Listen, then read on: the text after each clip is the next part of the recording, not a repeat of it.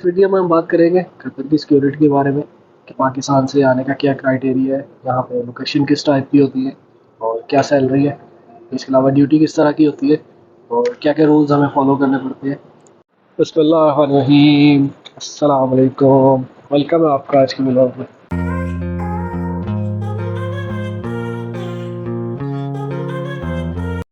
उम्मीद करता हूँ आप सब ठीक ठाक होंगे, खैर खैरियत से होंगे, आपका भाई भी ठीक ठाक अल्हम्दुलिल्लाह। तो आज इस वीडियो में हम बात करेंगे कतर की सिक्योरिटी के बारे में कि पाकिस्तान से आने का क्या क्राइटेरिया है, यहाँ पे लोकेशन किस टाइप की होती है और क्या सैलरी है। इसके अलावा ड्यूटी किस तरह की होती है और क्या क्या रूल्स हमें फॉलो करने पड़ते हैं। तो मैं आज डिटेल में आपको बताऊँगा, जो उनके लिए काफ़ी हेल्पफुल हो सकती है वीडियो, जो कि सिक्योरिटी में आना चाहते हैं कतर। तो ये है कि जब आप पाकिस्तान से सिक्योरिटी में आ रहे होते हैं तो आपको आइडिया नहीं होता। जैसे हम भी आए थे तो हमें बिल्कुल भी आइडिया नहीं था और हमें बताने वाला भी कोई नहीं था कि यहाँ पे सिक्योरिटी किस टाइप की होती है, ड्यूटीज़ किस टाइप की होती है। तो मैं आपको फुल डिटेल में बताऊँगा, वीडियो लास्ट तक देखिएगा। फर्स्ट पे बात करते हैं कि क्या क्राइटेरिया पाकिस्तान से आने के लिए। इतना कोई ख़ास नहीं है। अगर आपने एफ़ए किया हुआ तो वेल एंड गुड है। अगर आपने एफ़ए नहीं भी किया हुआ तो कोई इशू नहीं है। आप मैट्रिक किया हुआ अपने, आप मैट्रिक की बेस पे भी आराम से अप्लाई कर सकते हैं। इसका कोई इतना बड़ा इशू नहीं है। लेकिन ये है कि आपको इंग्लिश बोलना, पढ़ना और लिखना आता हो, बिकॉज जो भी कतर से डेलीगेशन आता है इंटरव्यू के लिए पाकिस्तान, तो जाहिर सी बात है इंटरव्यू इसलिए भी इंग्लिश में ही लेता होता है। तो एटलीस्ट आपको इतनी इंग्लिश आती हो कि आप अपनी सेल्फ के अबाउट फुल कॉन्फिडेंस से उसे बता सकें, इतनी इंग्लिश आपको आनी चाहिए। इसके अलावा बात करते हैं हाइट की। हाइट इतनी तो ज़्यादा मैटर नहीं करती। मैंने यहाँ पे बहुत सारे नॉर्मल हाइट के लड़के भी देखे हैं जिनकी हाइट 5'2", 5'3". तो ज़्यादातर उन्होंने जो वो इश्तिहार दिया होता है उस पर हाइट उन्होंने लिखी होती है 5'10", 5'11". तो अब जैसे मेरी हाइट है 5'11", तो मेरे से लंबी हाइट के भी हैं यहाँ पे मेरे दोस्त हैं 6 फीट से जो उनकी ज़्यादा अबव हाइट है। ये है कि आपकी हाइट अच्छी होगी, 5'11", 5'10" होगी, तो वो आपको ज़्यादा प्रेफर करेंगे। लेकिन हाइट का कोई इशू नहीं है, आपने पैसे दे के वीज़ा लेना है, हाइट का कोई इशू नहीं है। हाइट यहाँ पे नॉर्मल भी चल जाती है। बस बात वही है कि आप में कॉन्फिडेंस होना चाहिए और वही आपको इंग्लिश बोलनी, लिखनी और पढ़नी आती हो तो आप कंफर्म सेलेक्ट हो जाएंगे, कोई इशू नहीं है। और कोई इतना कोई मुश्किल इंटरव्यू नहीं होता, आप इजीली सेलेक्ट हो सकते हैं इंशाल्लाह। अब बात करते हैं कि यहाँ पे लोकेशन कितने टाइप्स की है। तो लोकेशन में यहाँ पे ऑफिसेज हैं, इसके अलावा वेयर हाउस है, इसके अलावा मॉल्स हैं, हाइपर मार्केट्स हैं और बैंक है और गवर्नमेंट्स के कुछ ऑफिसेज हैं। तो ये यहाँ पे लोकेशंस हैं। ड्यूटी की बात करें तो ज़्यादातर ऑफिसेज में रिसेप्शन की ड्यूटी होती है। जैसे कि मैं रिसेप्शन पे ड्यूटी करता हूँ, तो वहाँ पे इतना ज़्यादा काम नहीं होता। और ये है कि ज़्यादातर ऑफिसेज में 8 घंटे की ड्यूटी होती है। तो आपने रिसेप्शन पे जो नॉर्मल काम होता है, कोई ज़्यादा हेडेक नहीं होता। तो इसके बाद आता है मॉल्स की ड्यूटी। मॉल्स की ड्यूटी होती है ज़्यादातर 12 आवर्स है यहाँ पे, 12 घंटे ड्यूटी होती है। और इसके अलावा आपकी ज़्यादातर स्टैंडिंग ड्यूटी है मॉल्स में। मॉल्स की ड्यूटी थोड़ी डिफ़िकल्ट होती है, लेकिन ये आपको ब्रेक मिलती है उसमें नमाज की, उसके अलावा आपने लंच करना है उसकी ब्रेक मिलती है। तो मॉल्स और हाइपर मार्केट्स सेम ड्यूटी है। हाइपर मार्केट्स में भी कहीं कहीं 8 घंटे ड्यूटी है, कहीं कहीं, लेकिन मोस्टली 12 घंटे ड्यूटी है। और ड्यूटी यही है कि स्टैंडिंग है, आपको नमाज की ब्रेक मिलेगी, उसके अलावा आपने लंच वगैरह करना है या आपने ब्रेकफास्ट करना है उसकी आपको ब्रेक मिलेगी।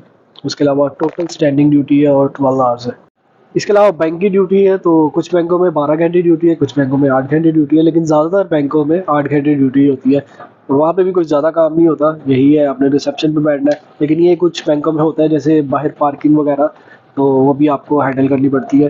उसमें यह है सर्दियों में तो चल जाता है, गर्मियों में लेकिन काफ़ी मुश्किल होता है क्योंकि धूप बहुत तेज़ होती है यहाँ दिन के टाइम पे। तो मॉर्निंग ड्यूटी कहीं पे भी हो थोड़ी मुश्किल होती है, काम ज़्यादा होता है। लेकिन नाइट होती है यहाँ पे तो वो रिलैक्स होती है। नाइट ड्यूटी ज़्यादातर लोग नाइट ड्यूटी पसंद करते हैं। तो 8 घंटे में 3 शिफ्टें होती हैं, मॉर्निंग, आफ्टरनून और नाइट। तो मॉर्निंग में काम होता है थोड़ा सा, मेरी मॉर्निंग ड्यूटी है। और आफ्टरनून में काम इतना नहीं होता, ऑफिस बंद हो जाते हैं। नाइट में भी ऐसी ही है, कोई काम नहीं होता। तो वेयर हाउस में भी सेम इसी तरह की ड्यूटी है, 12 घंटे ड्यूटी होती है। लेकिन वेयर हाउस में कोई इतना ज़्यादा काम नहीं होता, आपको सिक्योरिटी के कैबिन में बैठना होता है। बस जो वहाँ पे लोडिंग की गाड़ियाँ वगैरह होती है जो आती जाती है, बस उनका आपने एंट्री करनी होती है, बाकी इतना कोई ज़्यादा काम नहीं होता। इसके अलावा एक और यहाँ पे एक डिपार्टमेंट है हमारी कंपनी में जिसको CIT कहते हैं, वो कैश का डिपार्टमेंट है। उसमें ये होता है कि कुछ उसमें 2 डिपार्टमेंट है, एक तो है कैश का और एक है ATM का। कैश का जो होता है वो मुख्तलिफ बैंकों में और मुख्तलिफ हाइपर मार्केट्स में आपको जो पैसे वगैरह वो सप्लाई करते हैं और वहाँ से रिसीव करते हैं। तो दूसरा जो है एटीएम का, वो जितनी भी एटीएम है यहाँ पे उनमें पैसे डालते हैं। जैसे कि एटीएम में आपने देखा होगा पाकिस्तान में बैंक वाले पैसे डालते हैं, तो यहाँ पे ये हमारी कंपनी के पास ये कॉन्ट्रैक्ट है। तो वो है थोड़ा रिस्पॉन्सिबिलिटी का काम है, थोड़ी जिम्मेदारी का काम है, तो इसीलिए ज़्यादातर लड़के उससे जान छुड़वाते हैं, क्योंकि एक आधा रियाल भी इधर उधर हो जाए तो मसला बन जाता है। तो इस वजह से वो ड्यूटी थोड़ा मुश्किल है। ये है कि 8 घंटे ड्यूटी है, सैलरी सेम है, रिस्पॉन्सिबिलिटी इतनी ज़्यादा है, तो इस वजह से उसका कोई फ़ायदा नहीं है। तो ये है यहाँ की ड्यूटी और ये लोकेशंस। तो अब रूल्स की बात करें तो रूल्स ये है हमारी कंपनी के कि आपको यहाँ पे क्लीन शेव रखनी पड़ती है, बियर्ड यहाँ पे अलाउ नहीं है। कुछ लोकेशन पे ये क्लाइंट की तरफ से भी है कि बियर्ड नहीं रख सकते लोकेशन पे, लेकिन कुछ लोकेशन पे होता है कि रिलैक्स होता है, क्लाइंट इतनी इस चीज़ पे तवज्जो नहीं देता। उसको यही होता है कि बस ड्यूटी परफेक्ट होनी चाहिए और कोई उसे लेना देना नहीं होता ज़्यादा। लेकिन हमारी कंपनी का जो रूल है वो यही है कि आपको डेली शेव करनी पड़ती है। डेली नहीं भी तो आप 2-3 दिन बाद कर सकते हैं, लेकिन ये है कि बियर्ड नहीं आप प्रॉपर रख सकते। तो हम भी जब नए नए आए थे 2-3 साल हमने भी डेली शेव की है, डेली छिले हुए आलू बन के जाते थे ड्यूटी पे।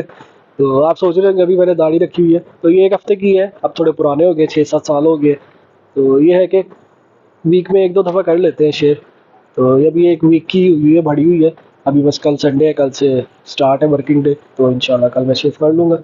इसके अलावा जो कंपनी के रूल्स हैं वो ये है कि आपका बिहेवियर अच्छा होना चाहिए, आप में कॉन्फिडेंस होना चाहिए कि आप कस्टमर से किस तरह डील करते हैं, अच्छे से बात करें आप। और यही है कंपनी के रूल्स। और ये है कि आपका यूनिफॉर्म परफेक्ट होना चाहिए, नीट एंड क्लीन होना चाहिए, आयरन अच्छा हो। तो ये कुछ रूल्स हैं हमारी कंपनी के। तो ये कुछ रूल्स हैं हमारी कंपनी के जो कि हमें फॉलो करने पड़ते हैं। ज़ाहिर सी बात है, हर कंपनी के अलग अलग रूल्स होते हैं और आपको फॉलो करने पड़ते हैं। ज़ाहिर बात है, नौकरी करनी है तो फिर नखरा क्या था। तो अगर आप भी आना चाहते हैं यहाँ पे तो आपको भी यही रूल्स फॉलो करने पड़ेंगे। लास्ट में बात करते हैं सैलरी की। मैंने बहुत सारी वीडियोस में पहले भी बताया आपको कि क्या सैलरी है यहाँ पे, अभी फिर बता देता हूँ। यहाँ पे 2 तरह की सैलरी है, 2 तरह की ड्यूटी है। एक 12 घंटे ड्यूटी है और एक 8 घंटे ड्यूटी है। अगर आप 12 घंटे ड्यूटी करते हैं तो ये है कि यहाँ 12 घंटे ड्यूटी जो करते हैं उनको ऑफ बहुत कम मिलता है। तो ये होता है कि उनका वो ऑफ जो है वो ओवर टाइम में काउंट हो जाता है। तो उनकी जो मंथ की सैलरी आती है वो आती है 1850-1900 तक उनकी सैलरी आती है 30 डेज़ की। क्योंकि उनको ऑफ नहीं मिलता, वीक में कोई ऑफ नहीं मिलता, तो उन्हें पूरा मंथ काम करना पड़ता है। इसके अलावा 8 घंटे की बात करें तो 8 घंटे में आपको फिक्स सैलरी आती है 1400। कभी कभार अगर आपका 1-2 वीक आपको ऑफ नहीं मिला तो आपकी 1500 सैलरी आ जाती है। क्योंकि 8 घंटे जो होता है उसमें ना आपको ओवर टाइम मिलता है, उसके अलावा आपको वीक में लास्ट भी छुट्टी मिलती है, तो आपको 26 दिन की सैलरी मिलती है। तो ये है सैलरी 12 घंटे की 1800, और जो 8 घंटे है वो 1400-1500 सैलरी। यही सैलरी है यहाँ पे। तो ये थी यहाँ पे सिक्योरिटी की जॉब, जो कि मैंने आज आपको पूरी डिटेल में बताया है कि क्या क्राइटेरिया है, आप पाकिस्तान से किस तरह आ सकते हैं, इंटरव्यू में क्या आपसे पूछेंगे, और क्या आपकी एजुकेशन हो तो आप ये अप्लाई कर सकते हैं। उसके अलावा मैंने सैलरी, उसके अलावा जो भी लोकेशंस हैं सब आपको डिटेल में बताया है। तो अगर आप आना चाहते हैं यहाँ पे सिक्योरिटी में तो ज़रूर आए। और वीज़े आते रहते हैं, इंशाल्लाह जब कोई अपडेट आएगी वीज़ा के बारे में तो मैं आपको वो भी बताऊँगा। बस चैनल को लाजमी सब्सक्राइब करें और वीडियो को लाइक किया करें, शेयर किया करें। इंशाल्लाह फिर किसी और वीडियो में मिलेंगे इसी तरह की। अपना बहुत सारा ख्याल रखें। तब तक के लिए अल्लाह हाफिज़।